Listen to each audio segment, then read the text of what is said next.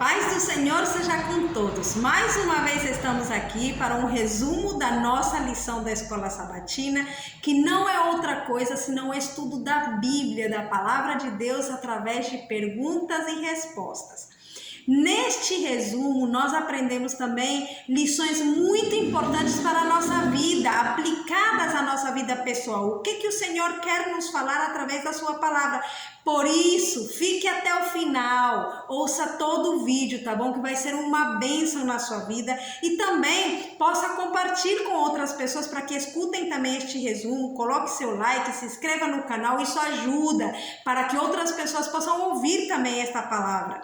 Quero também dizer para você que quando você começa uma coisa, termine. Eu sei que muitos dos que estão aqui, eles começam e terminam, mas tem muitos que começam e não terminam. Mas hoje eu faço um desafio para você. Comece a ver o vídeo e fique até o final, porque você não vai se arrepender. Vamos ter lições muito boas desta história do apóstolo Paulo para a nossa vida pessoal.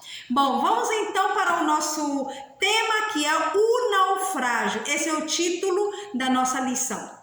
E nós estamos agora trabalhando o capítulo 27 do nosso livro de Atos, tá bom? Vamos para a primeira pergunta.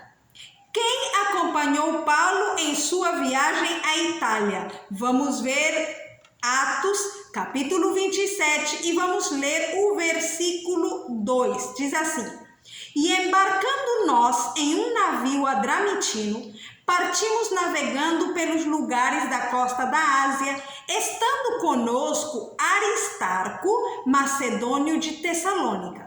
Vemos algo interessante. Tem alguém aqui que neste caso é o escritor que está dizendo, e embarcando nós. Quem é o escritor? É Lucas, tá? Então Lucas estava juntamente com o apóstolo Paulo, mas ele fala de alguém mais. Aí ele diz: partimos navegando pelos lugares da costa da Ásia, estando conosco Aristarco. E na parte da notinha, na parte média da nossa lição, diz assim, que uma circunstância suavizou grandemente as dificuldades da vida do apóstolo Paulo. Foi-lhe permitida a companhia de Lucas e Aristarco. Isto ajudou muito, né? Então, por esta razão, vamos então para repetir as respostas das nossas perguntinhas. Quem acompanhou Paulo em sua viagem à Itália? Lucas e Aristarco. Quem era Júlio? E como tratou Paulo? Essa daqui ainda não vimos a resposta. Vamos ler o versículo número 1 e depois o 3. O versículo número 1 diz assim: Como se determinou que havíamos de navegar para a Itália, entregaram Paulo e alguns outros presos a um centurião por nome Júlio, da corte Augusta. Então, quem era Júlio? Era o centurião, certo? Vamos para a pergunta, ou melhor, para o versículo número 3. E chegamos no dia seguinte a Sidom. E Júlio, tratando Paulo humanamente, lhe permitiu ir ver os amigos para que cuidassem dele. Olha que interessante. Então, quem era Júlio? Era o centurião, vamos dizer assim, o policial, o que estava cuidando dos presos ali, né? E como ele tratou Paulo? Ali o versículo diz que ele tratou ele humanamente, ou seja, de uma maneira boa, de uma maneira carinhosa, tanto que ele permitiu que Paulo fosse ver os amigos e que os amigos cuidassem dele. Que lição nós aprendemos desta pergunta? Deus conforta os seus servos. Lucas e Aristarco, eles foram acompanhando Paulo. Que bênção, né? Mesmo que ele estava sendo preso, mas Deus permitiu que tivesse alguém do lado do apóstolo Paulo para confortar o seu coração. E também essa permissão que o centurião deu para ele foi uma bênção, porque ele permitiu ele ver os amigos, que já era uma alegria, e também que os amigos cuidassem dele. Olhem como Deus é maravilhoso. Mesmo que ele permite muitas vezes que nós passemos dificuldades, essas dificuldades são amenizadas por muitas circunstâncias que o Senhor permite também para que nós não desfaleçamos. tá bom? Vamos então para a pergunta número 2. Originalmente partiram em um navio adramitino e depois mudaram para um navio alexandrino. Por que fizeram isto? Vamos ver Atos capítulo 27, o versículo é o 4. Diz assim: E partindo dali, fomos navegando abaixo de Chipre, porque os ventos eram contrários. Aqui já encontramos a resposta, né? Então, por que fizeram isso de se trocar? Porque os ventos eram contrários, a navegação não estava certa. Este barco, este navio alexandrino, ele já tinha o seu destino, a Itália, que era para onde eles queriam ir, e como a navegação até esse lugar não tinha sido boa, então, já que tinha esse outro navio com aquele destino, então Júlio, que era o centurião, passou todos os presos para aquele outro barco, pensando que era melhor navegar naquele outro, tá? Por que se tornou perigoso navegar? Mesmo que trocaram de barco, se tornou perigoso, porque olha ali, ó, vamos ver o versículo Atos, capítulo 27, versículo 6 e um pouquinho mais, diz ali: Achando ali o centurião um navio de Alexandria que navegava para a Itália, nos fez embarcar nele. E como por muitos dias navegássemos vagarosamente, havendo chegado apenas defronte de Gnido, não nos permitindo o vento ir mais adiante, navegamos abaixo de Creta, junto de Salmona, e costeando-a dificilmente, chegamos a um lugar chamado Bons Portos, perto do qual estava a cidade de Lazéia. Passado muito tempo, e sendo já perigosa a navegação, e etc. Continua. Então, mas o que mais nos interessa aqui para responder a nossa pergunta, por que fizeram isto?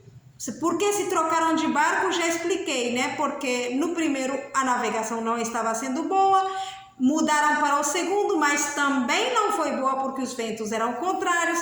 Vale dizer que naquela época não existiam esses motores, então os barcos mais que tudo se deixavam levar pelo vento. E então, quando o vento era contrário, era muito difícil de navegar. E por que se tornou perigoso navegar? Justamente pelo vento contrário, ok? Mas ali na nota nos dá mais um pouquinho de explicação. Lá no meio da nota diz assim: mas os ventos eram ainda contrários e o progresso do navio foi difícil. Em Bons Portos foram forçados a ficar por algum tempo esperando o vento favorável. O inverno estava se aproximando rapidamente, sendo já perigosa a navegação. Ali está a nossa resposta. Então, por que se tornou perigoso navegar? Porque o inverno já estava entrando, então a navegação já estava se tornando perigosa, que o inverno não era época de navegação, certo? Vamos para a pergunta número 3. Por que não quiseram passar o inverno em Bons Portos? Que mudança no clima os levou a tomar a decisão errada? Bom, vamos ler Atos 27, versículo 11. Diz assim: Mas o centurião cria mais no piloto e no mestre do que no que dizia Paulo. E como aquele porto não era cômodo para invernar, bom, até aí vamos deixar, tá? Por que diz ali que o centurião cria mais no piloto e no mestre do que Paulo? Porque Paulo disse para eles que a navegação iria ser incômoda e com muito dano, né? Então ele disse que ia ter perda do navio e da carga e também poderia ser das vidas deles, que por isso era melhor ficar em Bons Portos. No entanto, o centurião não ouviu o conselho de Paulo e então diz que partiram dali. Por quê? Porque o porto ele não era cômodo, certo? Agora diz, que mudança no clima os levou a tomar a decisão errada? Ali diz o versículo 13, Atos 27, 13. E soprando o vento sobrandamente, lhes pareceu terem já o que desejavam. Então, que mudança no clima os levou a tomar a decisão errada? o vento parece que já estava sendo favorável, certo? Então, ali eles viram que já alcançavam o que desejavam, certo? Bom, então, por que não quiseram passar o inverno em Bons Portos? Porque Bons Portos não era cômodo. Que mudança no clima os levou a tomar a decisão errada? O vento começou a soprar brandamente e parecia que o clima teria melhorado. Tá bom? Agora, que lição nós podemos aprender disto? Vamos ver depois de ver a resposta da pergunta número 4, porque aí vamos juntar e vai ficar melhor. A pergunta número 4 diz: que tipo de dificuldade surgiu em um curto espaço de tempo e o que a tripulação teve que fazer? Atos 27, versículo 14.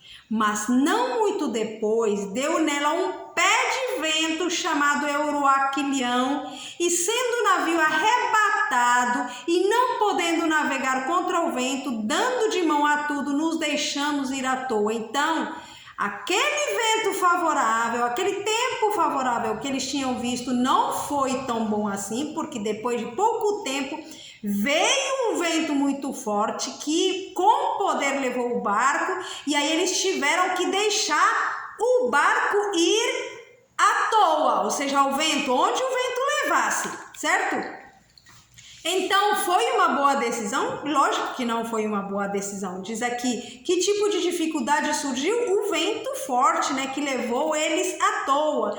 Andando nós agitados, diz o versículo 18, andando nós agitados por uma veemente tempestade, no dia seguinte aliviaram o navio. E ao terceiro dia, nós mesmos, com as próprias mãos, lançamos ao mar a armação do navio. Então foi perda total, perigo para as vidas, o navio teve que ir se deixando levar pelo vento, uma agonia, tiveram que jogar as coisas do barco para fora, tá bom?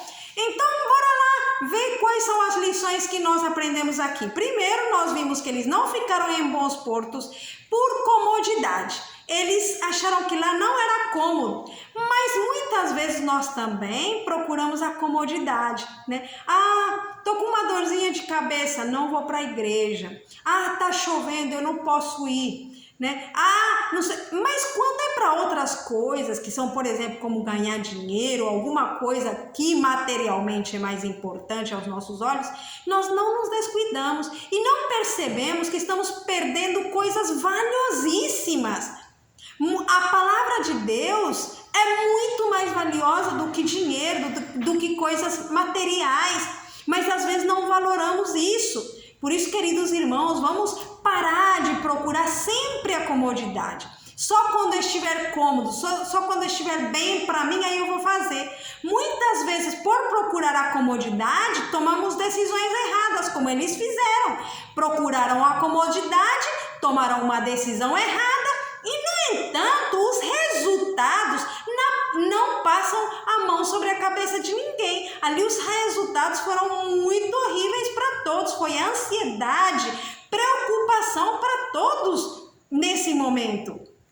Então, queridos irmãos, assim também, muitas vezes, pelas más decisões que nós tomamos, nós vamos ter maus resultados. Por isso é bom, melhor pensar, escutar o conselho dos servos do Senhor, porque neste caso eles não ouviram o conselho de Paulo. Devemos ouvir os conselhos dos servos do Senhor e muitas vezes isso vai nos evitar muitos problemas no futuro. Vamos agora para a pergunta número 5. A que Paulo exortou os viajantes cansados? Bom, agora nós vemos que eles estavam cansados porque eles estavam jogando as coisas do barco para fora, numa agonia, vendo como é que eles podiam melhorar a situação ali nessa embarcação que estavam indo à toa. E agora vamos ler Atos 27, 22. Diz assim: mas agora vos admoesto a que tenhais bom ânimo, porque não se perderá a vida de nenhum de vós, mas somente o navio. Que está contando o apóstolo Paulo. Porque esta mesma noite, o anjo de Deus, de quem eu sou e a quem sigo, esteve comigo.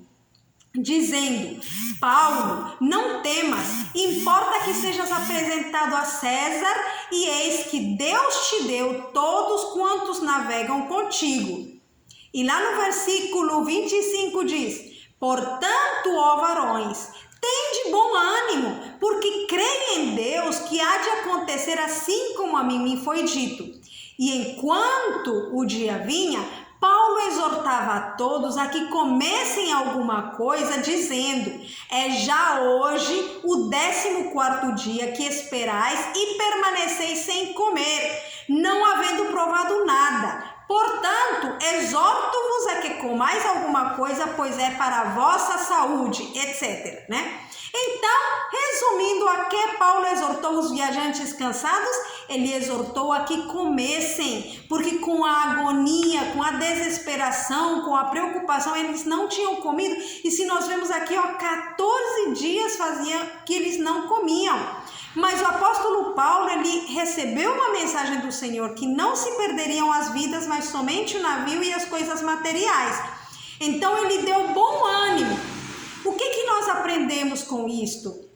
Muitas vezes, mesmo que temos tomado más decisões e estamos vendo os maus resultados das nossas más decisões, ainda assim o Senhor tem misericórdia de nós.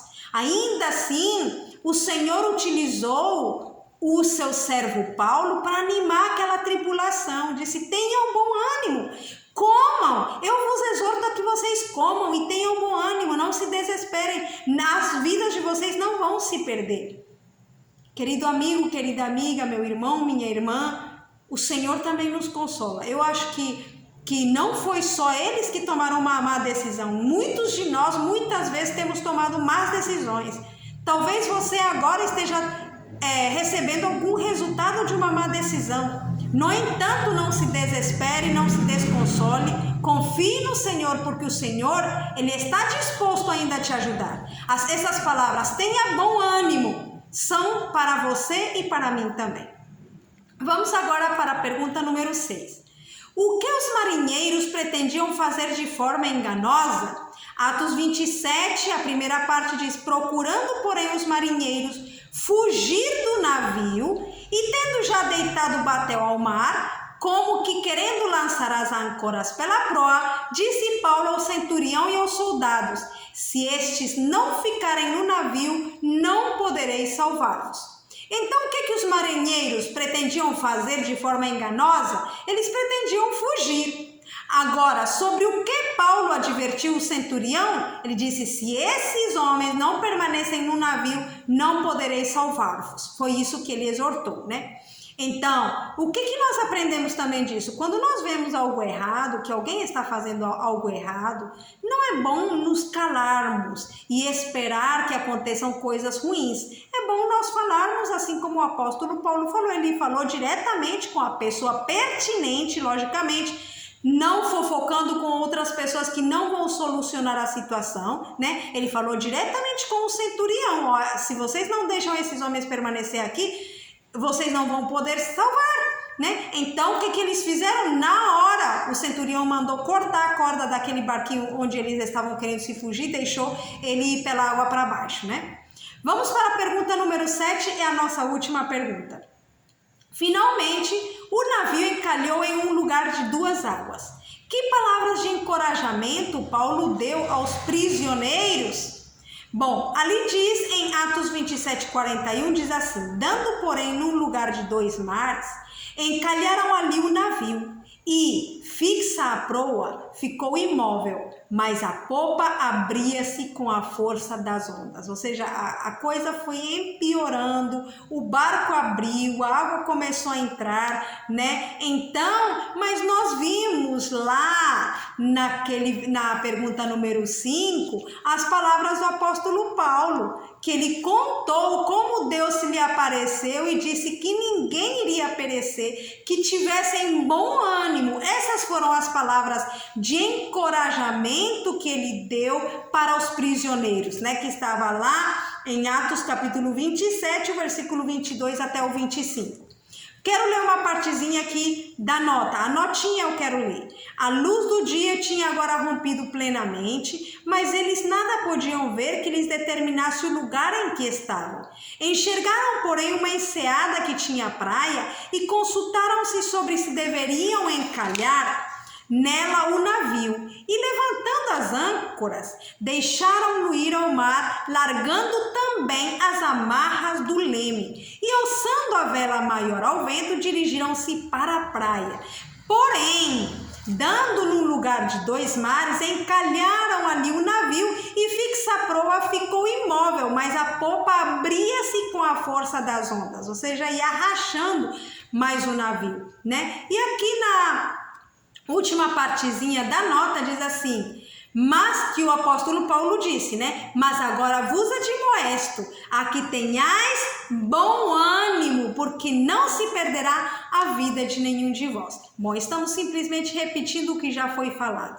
Então, ali o apóstolo Paulo, ele deu bom ânimo, mesmo no meio daquela situação bem difícil, o Senhor ainda deu uma oportunidade para aqueles prisioneiros. Nós vimos várias lições aqui hoje, vimos de que nós podemos, Deus conforta os seus servos, né? Mesmo que Paulo estava prisioneiro, ele recebeu o conforto de ter pessoas a bordo que o acompanhassem e de visitar aos seus amigos.